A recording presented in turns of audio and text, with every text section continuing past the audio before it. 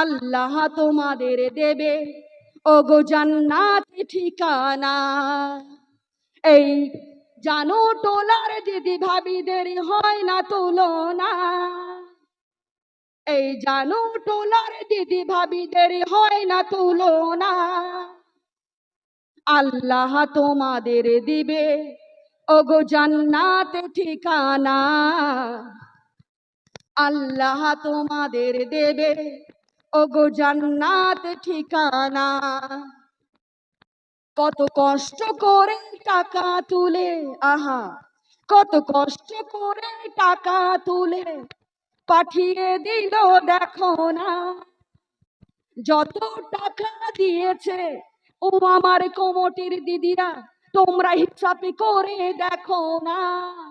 আমার মা বোনদের বেশি টাকা তোমরা কেন বোঝো না, আমার দিদি ভাবিদের বেশি টাকা তোমরা কেন বোঝো না।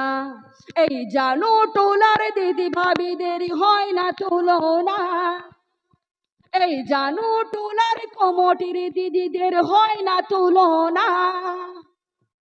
আল্লাহ তোমাদের দেবে ওগো জান্নাতে ঠিকানা, আল্লাহ তোমাদের দেবে ওগো জান্নাতে ঠিকানা, আল্লাহ তোমাদের দেবে ওগো জান্নাতে ঠিকানা। বলুন না সুবহানাল্লাহ। আর একটু মোহব্বতে বলা যায় না মা সুবহানাল্লাহ। আলহামদুলিল্লাহ। ও স্বামীর জান্নাত, আলহামদুলিল্লাহ। বলবো নাকি হাদিসটা গো? ফ্রিতে বলবো।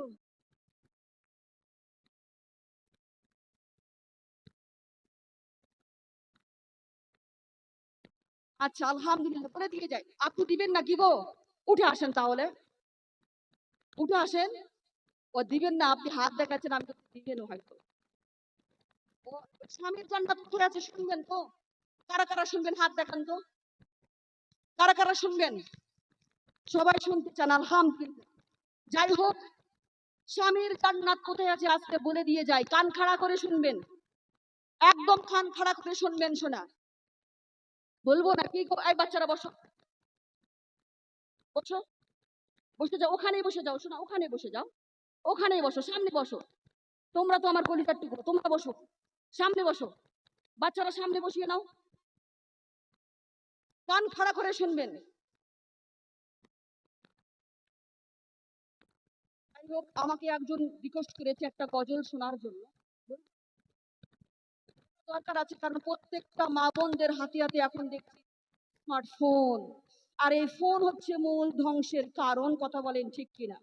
কত ভাত যে পুড়ে গেছে চুলায়, কত বাচ্চা যে বেলঘড়ি থেকে পড়ে গিয়েছে, কত সন্তান যে পুকুরে দিকে মারা গিয়েছে, কথা বলেন ঠিক কিনা? হারাম। আমার নবী বলেছেন,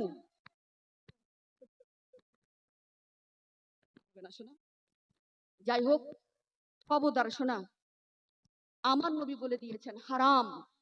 ফোন যদি ভালো কাজে ব্যবহার করো তবেই ভালো হবে, আর যদি খারাপ কাজে ব্যবহার করো তবে খারাপ হয়ে যায়। বর্তমান সমাজে বাচ্চা দুনিয়াতে ভূমিষ্ঠ হওয়ার সাথে সাথে বাচ্চার হাতে তুলে দিচ্ছে মোবাইল ফোন।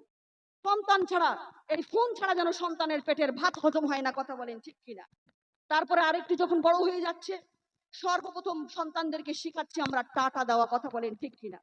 আর যেই সমস্ত মা বাবারা সন্তানদেরকে টাটা দেওয়া শেখায়, ওই সমস্ত সন্তানরা বড় হয়ে ওই সমস্ত মা বাবাদেরকে ঘর থেকে করে দেয়, কথা বলেন। কারণ কোনো আদব কায়দা শিখিনি, শিখবে কোথা থেকে? বাবা মা, মা এবং বাবাই তো দুজন স্মার্টফোন, কথা বলেন ঠিক কিনা? মা আর বাবা যদি ফোন নিয়ে ব্যস্ত থাকে তো ওই সন্তান কি শিখবে, কথা বলেন? স্বামী স্ত্রীর ভালোবাসা কমে গিয়েছে এই ফোনের কারণে, কথা বলেন ঠিক? কমে যায়নি? স্বামী স্ত্রীর ভালোবাসা কমে গিয়েছে কারণ বিছানায় যদি ঘুমায়, স্বামী দেখছে হয়তো ফেসবুক আর ইউটিউব, কথা বলেন ঠিক কিনা? ফেসবুক আর ইউটিউব, ফেসবুক আর ইউটিউব নিয়ে নিয়ে ব্যস্ত, সারাদিন ব্যস্ত, রান্না করতে করতে ফোন, খেতে খেতে ফোন, কথা বলেন ঠিক কিনা?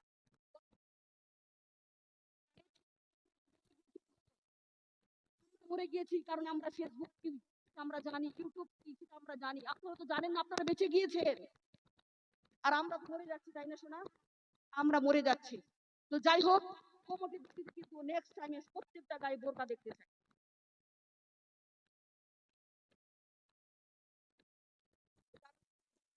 লাগিয়েছে, আগে পর্দা করতে নেক্সট টাইম।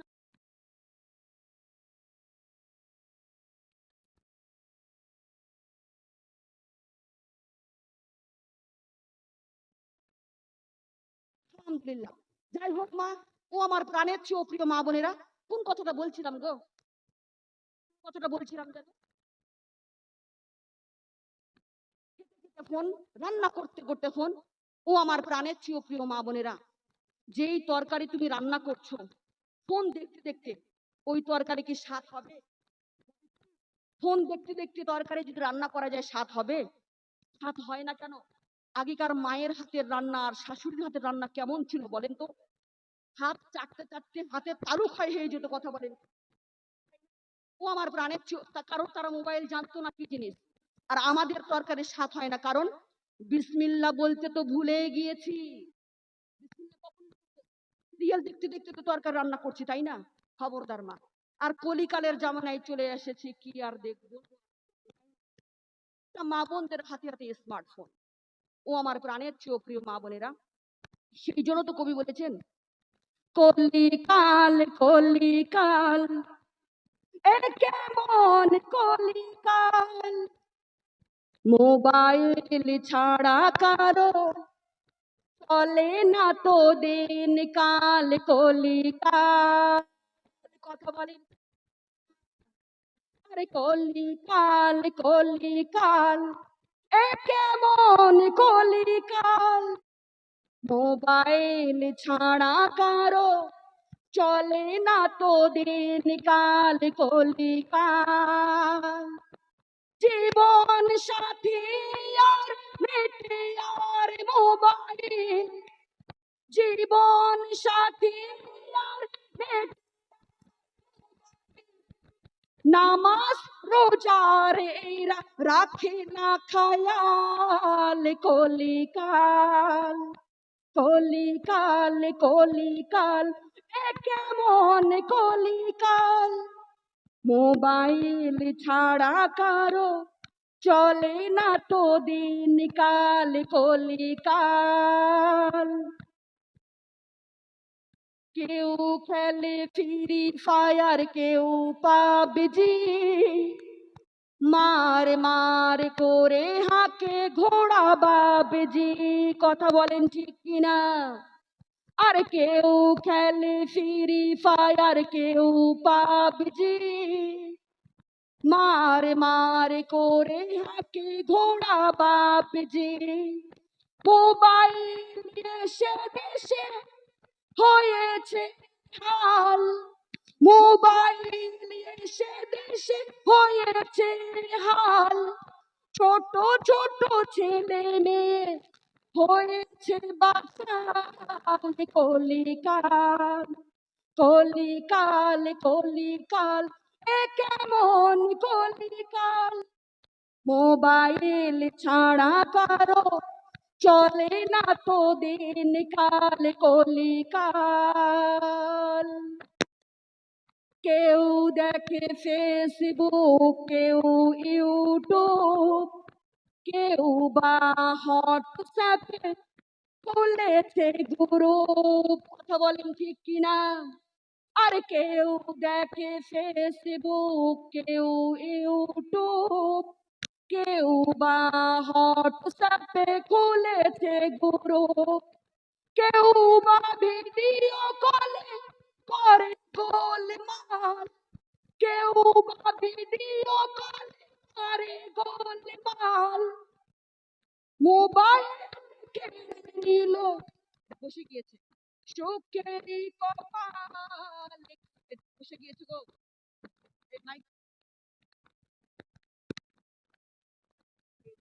হ্যালো হ্যালো, আবার এটা বসে গিয়েছে।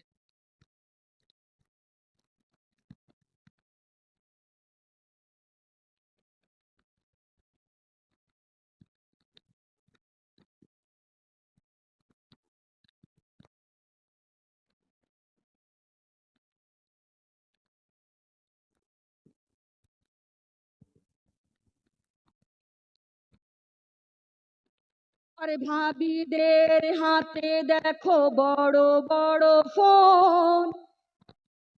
বলবো নাকি? রাগ করবেন নাকি আমার উপর আবার? বললে আবার নেক্সট টাইম হয়তো দাবাতি করবেন না। হ্যাঁ, আরে ভাবিদের দেখো বড় বড় ফোন, স্বামীর সংসারে এদের নেই কোনো মন। কি এটা মাইক, আমি কথা বলতে মাইক ডিস্টার্ব করছে কেন? এত ডিস্টার্ব করলে ভালো লাগে?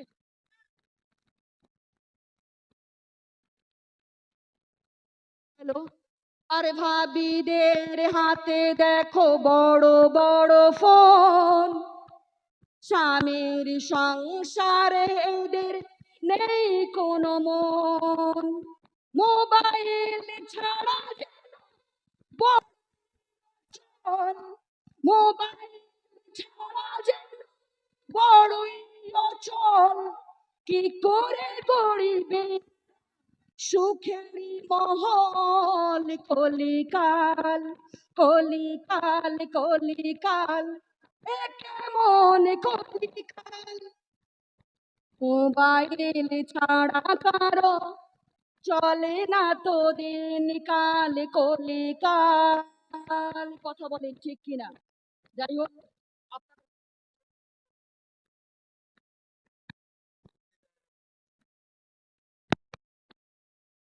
আমার প্রাণের প্রিয় মা বোনেরা, যাই হোক শোনা, অনেকটা রাত হয়ে গিয়েছে, 12টা পার হয়ে গিয়েছে।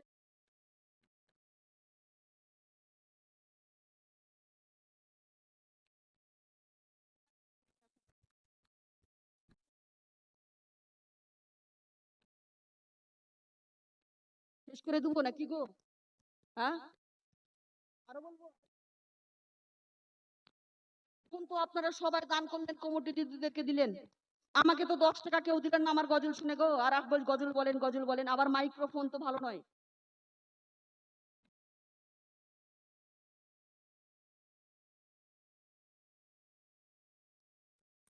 আচ্ছা, ওর স্বামীর জান্নাত, আচ্ছা আচ্ছা, আলহামদুলিল্লাহ। আচ্ছা আচ্ছা, আলহামদুলিল্লাহ, না ভালো কথা স্মরণ করিয়ে দিয়েছে। আলহামদুলিল্লাহ।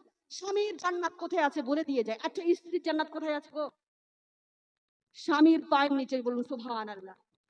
এখন যদি বলি যে যাও তো তোমার স্বামীর পায়ের নিচে জান্নাত খুঁজে বের করো, পাবে? পাবে না। পাবে? এই কথার অর্থ হলো স্বামীর সন্তুষ্টির কারণেই স্ত্রীদের জান্নাত, বলুন সুবহানাল্লাহ। স্বামী যদি আপনার উপর খুশি হয়ে যায়, আপনার জন্য জান্নাতের 8টি দরজা খুলে দেওয়া হবে, বলুন সুবহানাল্লাহ। ও আমার প্রাণের প্রিয় মা বোনেরা, মৌলভী সাহেব কি করেছে বলছে স্বামীর পায়ের নিচে স্ত্রীদের জান্নাত। ওই মহিলা বাড়িতে গিয়ে বলছে আজকে আমি জান্নাত খুঁজে বের করবই। মৌলভী সাহেব বলেছে যে স্বামীর পায়ের নিচে। তো তিনি দেখতেছে স্বামীর পায়ের নিচে তো জান্নাত দেখতে হবে, তো স্বামী আসুক আগে দেখবো। তো স্বামী বেচারা বাজার থেকে এসেছে বাড়িতে, তখন বলছে আপনার পা গুলো দেখি তো একটু, পায়ের তালাগুলো। বলছে কেন? তুমি আমার পায়ের তালাগুলো দেখতে চাচ্ছ? কেন, কি করবা? বলছে মৌলভী সাহেব বলেছে স্বামীর পায়ের নিচে স্ত্রীদের জান্নাত, দেখবো আমি জান্নাত কোথায় আছে। তখন জোর করে দেখা, মানে ওই মহিলা জোর করে দেখতেছে, দেখছে স্বামীর পায়ের নিচে গু লেগে আছে। সকলে বলুন না ওজবিল্লা। গু হচ্ছে জান্নাত। তাহলে বোকা মেয়ে কোথায় থাকবে গো? হ্যাঁ, স্বামীর সন্তুষ্টির কারণেই হচ্ছে স্ত্রীদের জান্নাত। সুবহানাল্লাহ। খবরদার মা, সেই স্বামীকে মহব্বত করবেন। কারণ স্বামীর মুখের দিকে তাকিয়ে যদি মুস্কি হেসে দেন, আর আপনার ওই হাসিতে স্বামী যদি হেসে দেয়, আপনার আমল নামায় উমরা হজের সওয়াব আপনি পেয়ে যাবেন, বলুন সুবহানাল্লাহ। সর্বপ্রথম আপনি বাড়িতে কি করবেন? আজকে এখান থেকে জান্নাতের বাগানে আপনারা বসে আছেন, এখন আপনি বাড়িতে যাবেন, সর্বপ্রথমে বাড়িতে যাওয়ার সাথে সাথে স্বামীকে সালাম দিবেন। কারণ আমরা স্বামীকে সালাম দেই না, কথা বলেন ঠিক কিনা? আর অন্য পরপুরুষ দেখলেই আমরা সুন্দর করে মায়াবী কণ্ঠে সালাম দিই, তাই না? খবরদার মা, এই ভুলটা করতে যাবেন না। স্বামীকে সর্বপ্রথমে আজকে বাড়িতে গিয়ে সালাম দিবেন। আপনি যদি 10 দিন সালাম দেন, আপনার স্বামী ঠিক সালাম দিতে শিখে যাবে, বলুন সুবহানাল্লাহ। শিখবে না? হযরত আয়েশা সিদ্দিকা রাদিয়াল্লাহু তাআলা আনহা রেডি হয়ে থাকতেন গেটের মধ্যে যে আজকে আমি আগে সালাম দিবই নবীজিকে, কিন্তু কখনো সৌভাগ্য তার হয়ে ওঠেনি। কারণ আমার নবীজি আসার সাথে সাথে হযরত আয়েশা সিদ্দিকা রাদিয়াল্লাহু তাআলা আনহাকে আগে সালাম দিতেন। বলুন সুবহান। মহব্বত হচ্ছে জান্নাতি নিয়ামত, বলুন সুবহানাল্লাহ। কারণ কোন সম্পর্ক এই দুনিয়াতে, মা বাবা এই দুনিয়াতে শেষ হয়েছে, সন্তান এই দুনিয়াতে, কিন্তু ভাই বোন এই দুনিয়াতে সম্পর্ক, কিন্তু সরাসরি জান্নাত থেকে এসেছে এই স্বামী। সুবহানাল্লাহ। ও আমার প্রাণের প্রিয় মা বোনেরা, স্বামী স্ত্রী যদি আপনারা যোগ্য স্বামীর যোগ্য স্ত্রী হয়ে কবরে যেতে পারেন, এবং সেই স্বামী যদি আপনাদের উপর রাজি থাকে, অবশ্যই স্বামীর সাথে আপনাদের দেখা হবে, অবশ্যই দেখা হবে। বলুন সুবহানাল্লাহ। আর স্বামীর জান্নাত কোথায় আছে বলবো, কান খাড়া করে শুনবেন। স্বামীর জান্নাত শুনতে চান কোথায় আছে? আলহামদুলিল্লাহ। হাত উঠাকে বলিয়ে তো ইয়া রাসূলুল্লাহ, ইয়া হাবিবাল্লাহ, আল্লাহ নূর। স্বামীর জান্নাত আছে আপনাদের, বলবো নাকি গো? স্বামীর জান্নাত আছে হচ্ছে আপনাদের শাশুড়ির কদমে। বলুন সুবহানাল্লাহ। স্বামীর সাথে যদি জান্নাতে থাকতে চান, আগে আপনাদেরকে শাশুড়িকে রাজি করাতে হবে। শাশুড়ি মানে বোঝেন তো আপনারা? শাশুড়িকে রাজি করাতে হবে, কারণ আপনার শাশুড়ির কদমে আপনার স্বামীর জান্নাত। বলুন সুবহানাল্লাহ। আর শাশুড়িকে যদি পায়ের ফুটবল মনে করেন, তাহলে স্বামীর সাথে জান্নাতে থাকতে পারবেন? খবরদার মা, শাশুড়িকে মায়ের আসনে বসাবেন। এবং শাশুড়ি যারা আছেন তাদেরকে রিকোয়েস্ট করছি, বৌমাদেরকে মেয়ের আসনে বসাবেন। তাহলে ওই ঘরটা, ওই ছোট্ট ঘর জান্নাতি ঘর পরিণত হবে। বলুন সুবহানাল্লাহ। বর্তমান সমাজে স্বামীরা ভয় পায় বাড়িতে আসতে, কথা বলেন ঠিক কিনা? কারণ সারাদিন খাটাখাটনি করার পর বেচারা স্বামীরা যখন বাড়ি আসে, শুরু হয়ে যায় ঘরে বিশ্বযুদ্ধ। মায়ের এক কথা তো বউর এক কথা, বেচারা স্বামী কোন দিকে কথা বলবে? মায়ের দিকে কথা বললে বউর মুখটা ভার হয়ে যায়, আর বউর সরে কথা বললে মায়ের মুখটা ভার হয়ে যায়, কথা বলেন। ওই জন্য বেচারা স্বামীরা বাড়ি আসতে ভয় পায়। খবরদার শোনা, আপনি যদি শাশুড়িকে মহব্বত করেন মায়ের মতো, তাহলে আপনার মা আপনাকে কোনোদিন কষ্ট দিতে পারে? কোনোদিন কষ্ট দিবে না। বকা এখন যদি মা বকা দেয়, 2 মিনিট পরে বুকে নিয়ে নেবে। বলুন সুবহানাল্লাহ। স্বামী স্ত্রী এবং শ্বশুর শাশুড়িকে মহব্বত করবেন। বাবা মাকে যেমন মহব্বত করেন, শ্বশুর শাশুড়িকে মহব্বত করবেন। স্বামী আর স্ত্রী উভয়কে ভালোবাসবেন, সন্দেহ করবেন না। কারণ এই সন্দেহ হচ্ছে মূল ধ্বংসের কারণ।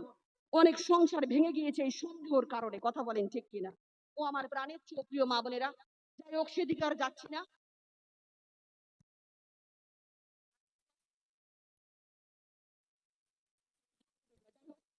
নতুন মা বোনেরা একটু গজল বেশি পছন্দ করে। আচ্ছা তাহলে চলেন আমরা সবাই মিলে ওই সোনার পাক মদিনা শরীফ থেকে ঘুরে আসি। বলুন সুবহানাল্লাহ। যাবেন আপনারা? কারা কারা যাবেন গো? হাত উঠাকে বলিয়ে আল্লাহ যেন সবাইকে ওই সোনার পাক মদিনা শরীফে যাওয়ার তৌফিক দান করে। সকলেই বলুন আল্লাহুম্মা আমিন। ও আমার প্রাণের চেয়ে প্রিয় মা বোনেরা, চলেন তাহলে ঘুরে আসি। আমার সাথে বলা লাগবে, সকলে বলুন ইনশাআল্লাহ। কমন একটা গজল বলে দিয়ে যাব, দিদি ভাই রিকোয়েস্ট করেছে কমন গজল, এটা আপনারা সবাই জানেন। তাহলে চলেন ঘুরে আসি সোনার পাক মদিনা শরীফ থেকে। মদিনা দে দে পাল তোলে দে, বলুন না সুবহানাল্লাহ। জানেন না আপনারা? জানেন না গো? সবাই জানেন। অনেক দিনের এটা পুরাতন গজল। যাই হোক আমার দিদি ভাই রিকোয়েস্ট করেছে, ও দে দে পাল তোলে দে, মাঝি হেলা করিস না, ছেড়ে দে নৌকা, আমি যাব মদিনা। বলুন না সুবহানাল্লাহ। আর একটু মহব্বতে বলা যায় না মা সুবহানাল্লাহ? ও দে দে পাল তোলে দে, দে দে পাল তোলে দে, মাঝি হেলা করিস না, ছেড়ে দে নৌকা, আমি যাব মদিনা, ছেড়ে দে নৌকা, আমি যাব মদিনা। ও তোরা কে কে যাবি বল, আর হাত তুলে বল, আরে দুলে দুলে বল, আরে সময় পাবি না, ছেড়ে দে নৌকা, আমি যাব মদিনা। ছেড়ে দে নৌকা, আমি যাব মদিনা। দুনিয়ায় নবী এলো মা আমিনার কোলে, হাসিলে হাজারে মানিক, কাঁদিলে মুক্তা ঝরে। কথা বলেন ঠিক কিনা? দুনিয়ায় নবী এলো মা আমিনার কোলে, হাসিলে হাজারে মানিক, কাঁদিলে মুক্তা ঝরে। ও দয়ালে নবী যার সখা, তার কিসের ভাবনা? ও দয়ালে নবী যার সখা, তার নেই ভাবনা। আমার দিলে আছে কাবা, নয়নে মদিনা। বলুন না সুবহানাল্লাহ। ও আমার দিলে আছে কাবা, নয়নে মদিনা। ও দে দে পাল তুলে দে, দে দে পাল তুলে দে, মাঝি হেলা করিস না। ছেড়ে দে নৌকা, আমি যাব মদিনা। ছেড়ে দে নৌকা, আমি যাব মদিনা। নূরের ওই রোশনীতে দুনিয়া গেছে ভরে, ওই নূরের বাতি জ্বলে ঘরে ঘরে। কথা বলেন ঠিক কিনা? নূরের ওই রোশনীতে দুনিয়া গেছে ভরে, ওই নূরের বাতি জ্বলে আমাদের অন্তরে। ও দয়াল নবী যার সখা, তার কিসের ভাবনা? ও দয়াল নবী যার সখা, তার নেই ভাবনা। আমার দিলে আছে কাবা, নয়নে মদিনা। ও আমার দিলে আছে কাবা, নয়নে মদিনা। ও দে দে পাল তোলে দে, ও দে দে পাল তোলে দে, মাঝি হেলা করিস না। ছেড়ে দে নৌকা, আমি যাব মদিনা। ছেড়ে দে নৌকা, আমি যাব মদিনা। ও তোরা কে কে যাবি বল, আরে হাত তুলে বল, আর শেষবারের মতো বল।